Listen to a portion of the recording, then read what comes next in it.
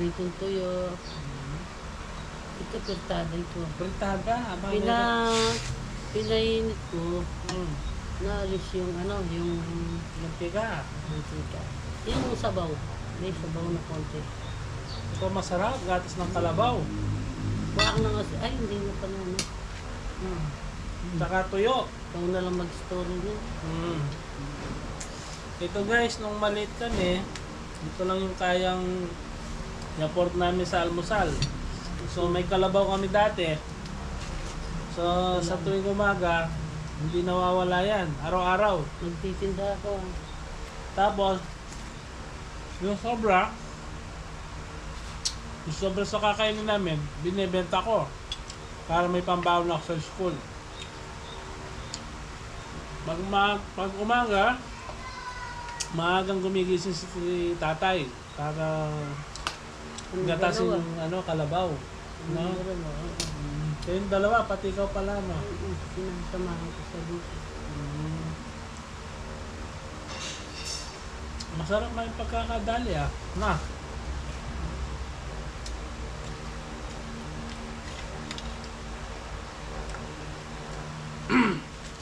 Kung noon pa namin ginagawa ni nanay ito, yung pagpa-vlog, marami na kami sanang video. Kaso, hindi ko agad naisip to.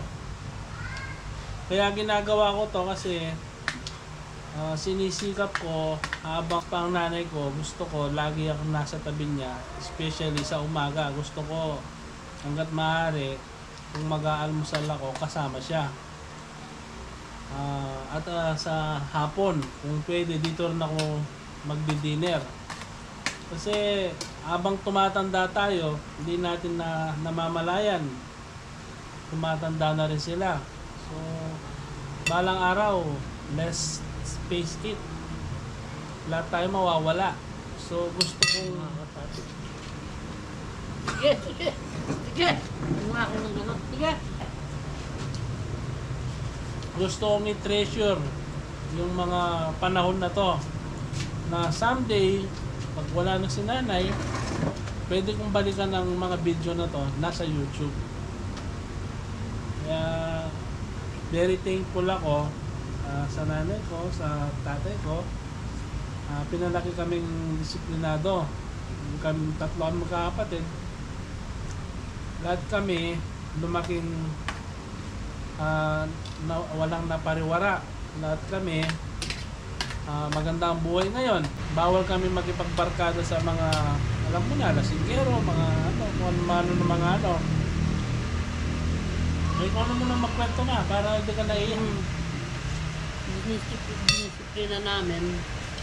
Kasi pag-apon, ayaw namin na paggabihan dito sa bahay. Kasi sabi ng tatay nila, sabi namin, huwag kayong lumalakad sa gabi. Kasi, halimbawa, may barkada kayo, nakipag-away kayo, nagsuntok-suntukan kayo, hindi man kayo nagsuntok, may kasalanan din kayo. Kaya maganda, kung nasa bahay ka, natutulog, walang mangyayari sa'yo. Kaya ginaganyan namin kayo para hindi kami nakakapag-problema sa inyo. Sabi namin ng tatay nila. Kaya ikaw na lang magsalita. Kasi kung ano mahirap lang po kami. Kahit ngayon, patantaman lang pong buhay namin. Ito, yung paborito po namin hanggang ngayon. Hanggang ngayon, kinakain pa namin Tuyo, tsaka gatas ng kalabaw. saka tinapay. Ito, bonus na lang to. Itong itlog, walang pambili ang mga magulang ko. So, kumukuha lang kami sa mga itlog na native dati. Marami kaming native. Wala kang pambili ng itlog. Puro utang.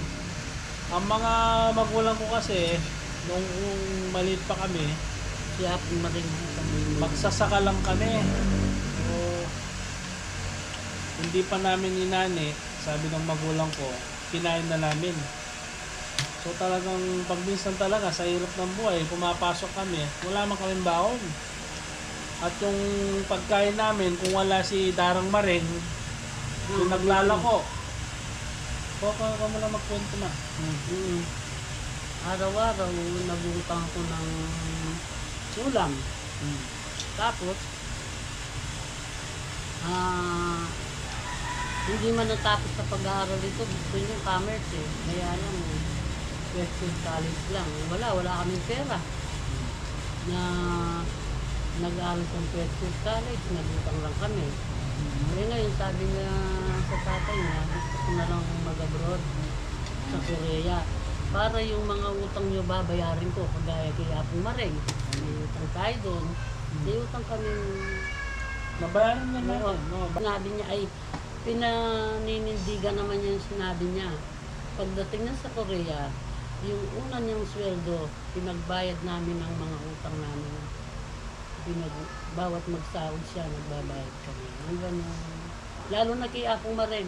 Si Apong Mareng, alam niya, si Mareng na binto. Nagutang ako ng ulam doon. Lalo kang utang doon, no? Oo, nagkautang ako. Kung hindi ako nag-abroad, wala tayong pambayad. Binayad, sabi ng anak ko, babarahin ko lahat ang utang niyo. Yun nga, nabayad namin. Tapos yung kapatid niya, tinulungan din niya na Nakarating doon. nakarating sa Korea. Silang dalawa nakarating sa Korea. Saka kung gusto mo masenso, isang tips lang, no? Kailangan mahalin mo magulang mo. Pag minahal mo magulang mo, yung blessing, napakaganda pumasok sa'yo. Ito, tinuruan, isa rin sa mga kaibigan ko, medyo may edad na. Hindi ko na i-mention kung anong pangalan. Pag napanood niya ang vlog na to, sigurado alam na niya kung sino siya.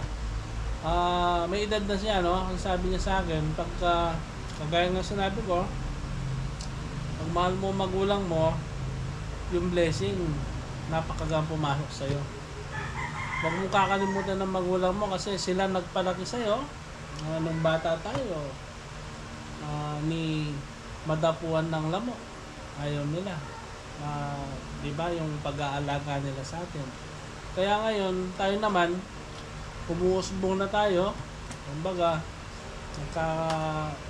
mayroon na tayong hanap buhay. Kailangan kahit na busy tayo, nandito pa rin tayo para alalayan sila, bigyan natin sila ng panahon nang sa ganon hindi nila naisip na nag-iisa na lang sila sa buhay. Kasi may nakikita ko ibang magulang, pag lumaki ng mga anak nila, inaayaan na sila eh. Yung mga iba. Hindi ko naman nila lahat. Pero as much as possible, isipin din natin, no? Na kailangan din tayo ng magulang natin ngayon. Kasi hindi na sila makapagtrabaho. May edad na sila. Kung ano yung kailangan natin itulong, tulungan natin sila. Ganun. Kagaya nito, gusto ko, halos araw-araw, binibili niya ako dito sa nag-aansal.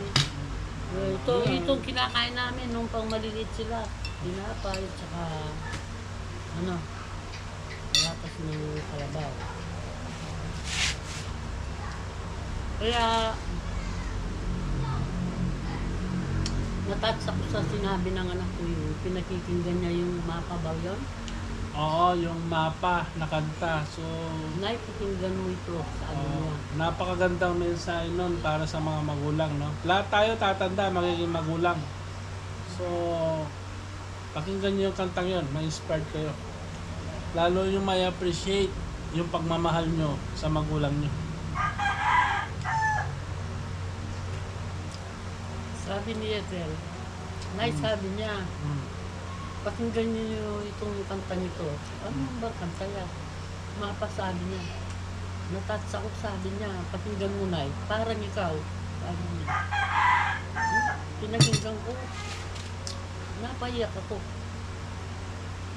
Na masayang umiyak. Oo. Pakinggan niyo po yung kanta niya. Noon pagod kayo, ngayon pahinga na kayo. Kami naman ang tutulong sa inyo. Ako, Sa totoo lang, ayaw nila akong magtrabaho sa bahay, pero nahihina ako. Pa, ano-ano, tulong-tulong ako, pero sabi ng anak ko, matanda ka na nay, baka matumba ka. Pero kaya pa naman na magtrabaho. Kaya laging nandyan si Apo Ngasa para Si Apo nga. alalayan si nanay kasi may edad na. Yung kapatid ko naman, may 2 anak. Malilikot. Sobra. Sobrang likot. Yung asawa niya may trabaho. So, yun. Ito, yung anak ko, yung bungso kong babae, siyang kasama ko sa bahay. Kaya nagpapasalamat ako sa Panginoon, umiyak ko ng anak na babae, binigay niya ito. Blessing sa akin, 2 lalaki, isang babae. Ngayon, yung isang lalaki ko nga, nasa Korea, ito, pangatlong bahay sa amin, alusan dito sa bahay namin. Pag umaga yan, o bibili niya ako ng, binibili niya ako ng tinapay, saka gatas ng itlog, ay gatas ng kalabaw. Yan. Kaya masayang-masaya na ako sa mga anak ko. Kagaya kahapon, linggo kahapon, wala siyasa. Sabi nila may bagyo. Nabang ko yung damit ko. Sabi ni Ethel, huwag kang maglabanay. Kaya naman, kung hindi ko kaya, hindi ko naman gagawin. Tapos, nagluto nga ako yung, yun? Kinamatisan. Oo. Sino nagluto ng tontong talong? Oh. Oo. Sabi ko. Yung kahapon, yung ano ba yun? Sino nagluto ng tontong talong? Ikaw? Si Ethel, tinuruan ko. Ah. Ngayon, yung sabaw, akong nagluto para maka-higop ng sabaw. Ngayon, tapos umalis siya, may binili sa Magalang. Nagpapasalamat ako sa Panginoon, naglaba ako, nagbantay ko ng bata. Hindi naman siya matagal na umalis. Malikot naman yung 2, tapos magluto pa ako. Sabi ko sa Panginoon, bigyan na ako ng lakas. Kasi, noon, nagkasakit ako, parang hindi na ako makapagtrabaho. Ngayon, nakapagtrabaho na naman. Kaya siya po nga kinuha nila ng mga anak ko na alalayan ako. Kaya, Ilang taon ka na ngayon? mag-75 na ako. 75 ko. Oo. Matandaan na ako.